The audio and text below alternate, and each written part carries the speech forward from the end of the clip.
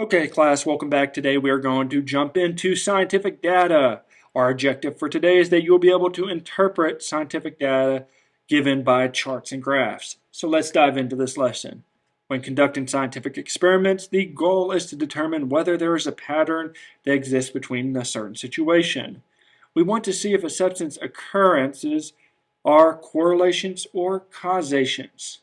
In other words, did X happen because of Y or in spite of Y? The issue with data is that it can be boring and overwhelming to look at. So instead of just having a spreadsheet full of numbers and data to look at, it is easier to interpret patterns by looking at visual representations of data. A graph is nothing more than a visual representation of data. We will see graphs not just throughout this class, but also on your ACT Science test. In fact, the ACT Science test is primarily composed of graphs and interpreting experimental data from them. So it's fitting that we start off this year in this first unit with using graphs to express scientific data. The first type of data representation we are going to look at is a circle graph. A circle graph is based out of 100% and can be also called a pie chart. This is because the wedges within the graph look like pieces of pie.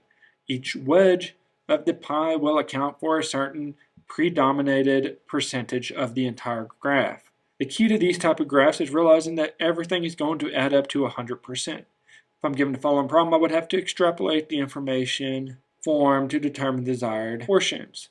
The graph below represents the source of chlorine in the stratosphere. If the remaining amount of chlorine comes from carbon tetrachloride, then what percentage of chlorine in the stratosphere comes from carbon tetrachloride? To figure this out, I'm going to have to add my other sources of chlorine together as so. I would then take that number and subtract it from 100, and it would get my percentile of carbon tetrachloride, or my chlorine from carbon tetrachloride.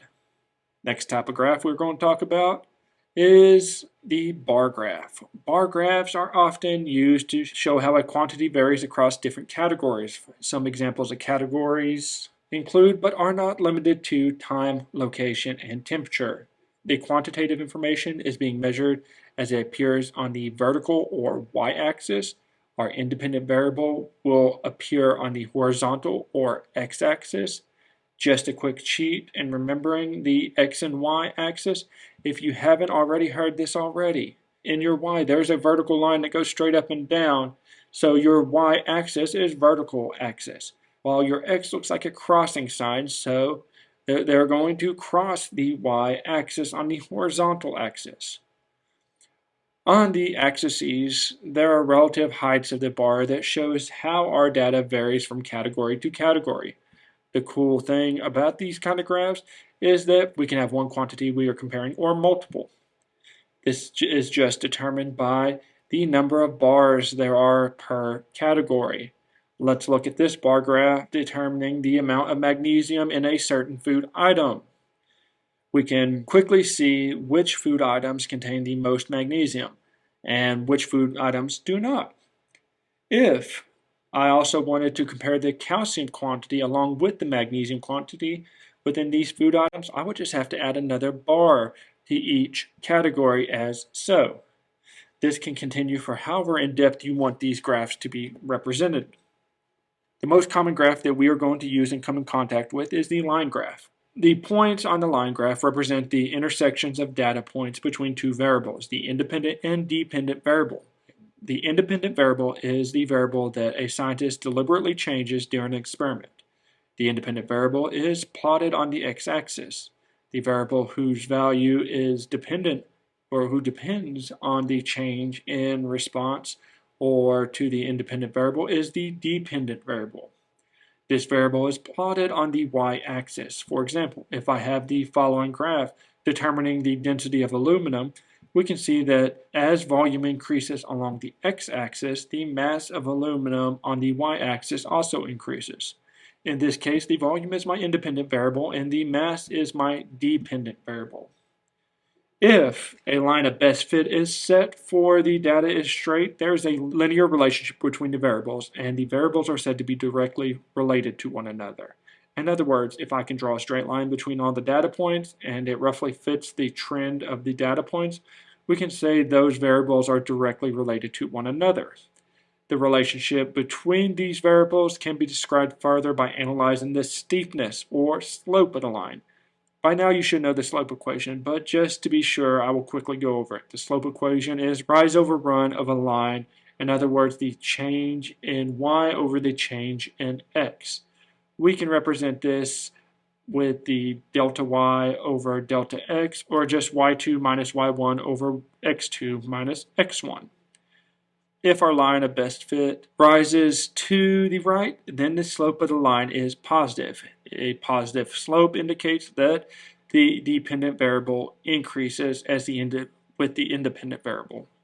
If the line of best fit sinks to the right, then the slope is negative. A negative slope indicates that the dependent variable decreases as the independent variable increases. Whether the line of best fit is rising or sinking, a key thing to keep in mind is that the slope must remain constant or the same.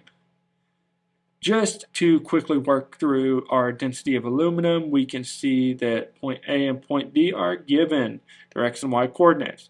From here we can solve the slope of the line and find that the slope is about 2.7 grams per cubic centimeter. We can see that the slope is rising, so is a positive slope, meaning that my independent variable increases, so will my dependent variable. When it comes to interpreting graphs, you should be organized in your approach to analyzing these graphs. Personally, I first note the independent and dependent variables. I next decide the relationship between my variables, whether they are linear or not. If my relationship is linear, then I need to determine my slope, whether it's positive or negative. Then, when 2 points are connected within a line graph, the data is considered to be continuous. Continuous data allows you to read values from any point that falls between recorded data. This is what we call interpolation. For example, if we read the temperature versus elevation graph, we can see that we have a point at 300 meters and 18 degrees Celsius and another at 500 meters and 17 degrees Celsius. If we're asked to find the temperature at 350 meters, we do not have the exact data point, but the line does go through it. This means we can use that line to infer and find where we think that data is at 350 meters and guess what the temperature is. If we know the slope of the sign, we can extend it beyond the plotted points in order to estimate values or variables. This is called extrapolation. Extrapolation is an important skill to have, but make sure you are careful when you are extrapolating because it can be easy to lead to errors or inaccurate predictions. So think of these predictions in this way. If a prediction is between 2 points, it's interpolation, while if it's outside of 2 points, it's extrapolation.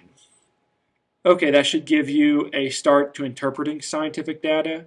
We'll go more in depth with graphs throughout the year, and we will have specific units dedicated to the ACT science test, which is nothing but interpreting scientific data. I hope this video helped you out. Keep up the good work in the classroom, and see you next time.